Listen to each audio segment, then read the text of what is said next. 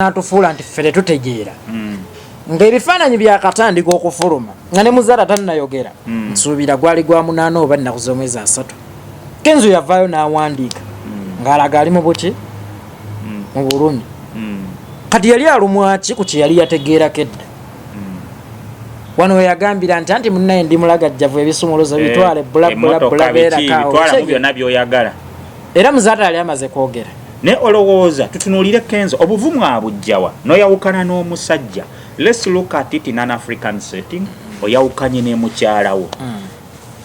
Is it still possible n'omuleka mu nju emyaka ebiri? Anti keko kenagambye nga tuzeeyo ku point ani akifunyeemu kyo kyegge nti ani akifunyeemu ekyo kibalaga nti Kenzo si ye yali omubi.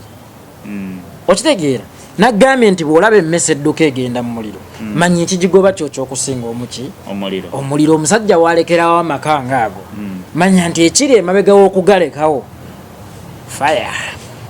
Alright, alaba ekirala Rema yafiiriddwa olw'ensonga nti Kenzo mudongo nti ne bw'aba abadde ewaka nga Rema taliiwo Rema ne bw'aba mu makubo mu bibye ng'omukazi asoga nti mbadde ne showa kubanga ono mudongo munne asobola okkiwuliriza naye ate gy'alaze si mudongo tabitegeera. Oli lwalitambulako ekiro nga tagenze na kuyimba omanyi omuyimbi weetaaga otambuleko ogendeko mu bivulo omanyi muziki wanga muziki kyakuba management muziki emutwalayo kakati oli lwaliwo nti Rema agenzeeko mu gavana nga tayimbye mulituwulire ekirala nawulidde nti bamuwadde emyaka 5 egy'okuyimba so nga eri wamala yafiira mu myaka 7 ng'akyayimba g'omukazi omuwadde emyaka 5 nsubira mu myaka 5 Rema ajja kuba n'emyaka nga 3 mu gijjo nga na 35 ajja kuba tannagakolaki so nga karya y'omuyimbi awo eba etandika butandisi waaba akakasizza aba atandika okulya ku ntuuyo ze aba atandika okwongera okukakasa abantu nti bannange nkyaliwo kati gweomujje ku stage omutadde mu bufumbo akuzaalira omwana kyokka ekisinga oluluma nga wamusanga ku stage gye wamukwanira. So let's look at the future of this relationship. Obufumbo bwa Dr. Hamza Sebunya ne Rema Namakula bunaawangaala nga bwe siri mu kugumbya bufumbo sinza kuteebereza ku nsonga za bufumbo nsobola okuteebereza ku nsonga eziri musical naye ensonga z'obufumbo ziri beyond my understanding sisobola ziteebereza naye tubasabira kyenyinza obbaga. Oli tiimu ki Rema oba Kenzo? Kenzo ndi tiimu Kenzo. Alright, alaba ETV Uganda Ward XP at the Big Picture Celebrity Talk Show atugezaako okukwata ku nsonga z'abatutumufu ne tukuleetera ekyo ekifaananyi kyennyini the big picture tukuwa ekifaananyi ekinene ekisingako abalala kye bakuwa. Ensonga endala mukulu Kikomeko Abudu njagala tutunuulire Muzaata Kenzo crisis.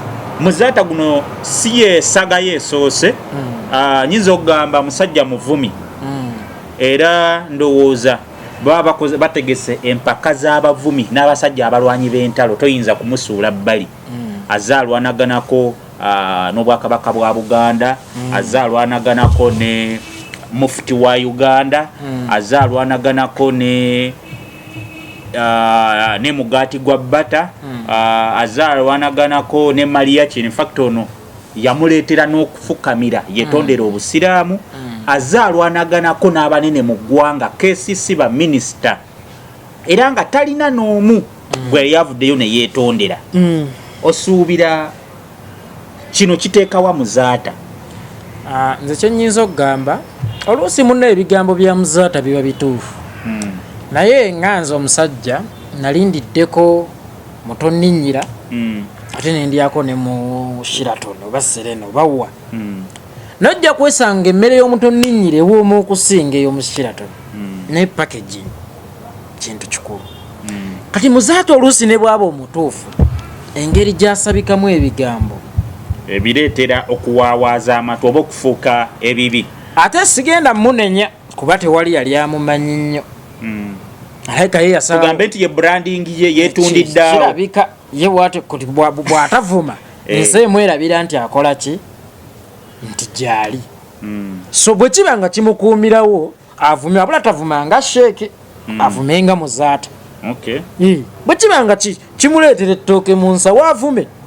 Olowooza ebigambo bye yayogedde ani afiirwa? Tewali muzaata tafiirwa kuba ensi yamumanyira gwe amutwala serious mu kuvuma kwe gwe abafuuse ate omusira atali serious. Tugambe nti muzaata naye ne Kenzo talina kyafiirwa kuba amawulire kati essaawa eno gatunuuliddeyo ne Rema talina kyafiirwa wabula ate kiyinza okulowooza sensi nti Rema yagula. Tugambe nti relationship nyingi ezibaddewo abantu bangi bazze baawukana lwaki olowooza eno bannamawulire n'ensi yonna egitutte nnyo ng'ey'amaanyi kuba kati kuva gwa 8 tuli ku nsonga y'emu tuli mu gwa 10 paka gwa 11 ndowooza tugenda kuba tukyali ku mboozi y'emu. Anti kati kiri bwe kiti nti Bebe Cool bw'aba sita mukazi we yali sita nti bwe baayawukana kamera zaali zitunuulidde ani Bebe Cool naye story eno erimu basita bameka ab'amaanyi kuba tosobola kumentioninga leero bayimbi b'amaanyi bakazi mu Uganda n'otamentioninga Rema ate tosobola kumentioninga bayimbi baggwanga nga Kenzo era takola ki so kati story erimu basita ababiri togisuubira okugenda etyo ffa bannamawulire mulya ku mulimo gwamu actually bino bibakolera si bye mwagala n'abamu bye ate ng'era nammwe sijja banenya kuba bannayuganda bye baba babanja. So that is it. All right, Alaba ETV Uganda. That's where we are the big picture celebrity talk show. Tugenda kubanga tukuleetera ensonga z'abatutumufu nga tuzigaziyizaamu tukuwa ekifaananyi ekinene ekisingako ku ekyo ekiri kungulu abalala kye bakuwadde nga tukiyingira munda ne tukuwa ekifaananyi ekyo kyennyini ekineneko. Mukulu Kikomeko Abudu nga tumaliriza bubaka ki obuyinza okusembayo ku bino ebya Kenzo? Obubaka bwe nnyinza osembyayo abayimbi kambogere nga ntunudde na bulungi mu kamera abayimbi mulekerawo okwewasa naddala nga muli myaka gyegimu temuyinza kusobolegana olw'ensonga nti Rema star Kenzo star kati ani anagamba kwani nga Geoffrey Rutaya awangadde ne mukyala we myaka gyegimu sooka obuze Rutaya olina emyaka emeka ne Irene alina emyaka bali mu gyegimu. I think it's the same age bracket. Nkotidde ani mukulu kwabo omumanyi Irene yajja mu Eagles nga kana kaki Geoffrey n'akaguluminga otegeera kakati Irene oyo alina ekitiibwa kyawa Geoffrey ekyenjawulo otegeera first of all yamujja wala alina contribution mu talent ye ekyokulala amusinga ku myaka ekyokulala Geoffrey gentleman kakati tojja kuddira bavubuka ababiri kyekimu nekya Seruga ne Catherine Kusaasira eyo tuve gyokivuga okiraza ndabayo okivuga okiraza wala bannaye kobireeseemu bba wa Katha asinga akabina okivuga okiraza kati tugende wano abubaka ki Kenzo akole ki kikyalina okukola kyatakoze? Kenzo yekkakkanya kyokka kimanye nti abantu babakyawa si asoose tuze tubiraba bibaawo ekirala akimanye nti ye bamukyaya ayinako $1 million ku akawunti ye eriyo gwe bakyayidde ku zero balance omukazi n'ebintu n'abitikka kati Kenzo kana kambaata weegumyegumye weekuŋŋaanye weekwatekwate wekkakkanya okimanye nti si gwe asoose tobasabira ssaala mbi wabula weesabire naawe ofune omuntu anaakutegeera. Ekirala ensobi ze wakola mu relationship yo eyasooka ne Namakula zeewale nnyo mu relationship eddako buno bugenda kuba ndowooza Kenzo waddamu okuwasa oba okufuna omukyala agenda kuba mu relationship emanyikiddwa yakusatu kuba alina omwana omukulu naddako kati Shekenu kumuzaata bubaka kyawo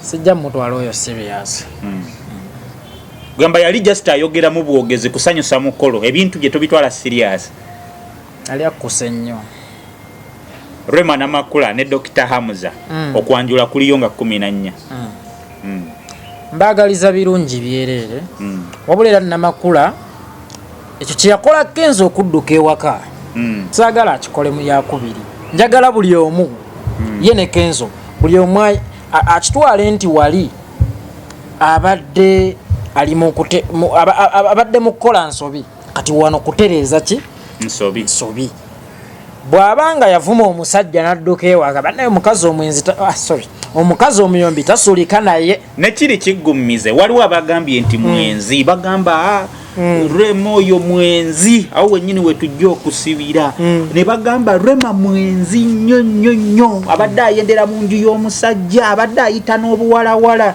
buno obuyivulini simanya ali lubuto mbu era abadde ayendera mu nju y'omusajja mbu naye tetukakasa bw'aba aluli abadde era ayenda still mu nju yaani y'omusajja kuba abadde mufumba ewooli era akyasula wani wooli so yeewala ennyo ensobi zaakoze okuzikola mu bufumbo obwokubiri otherwise tugenda tutandika omubalira amalya ekitali kirungi ku ludda lw'omukazi.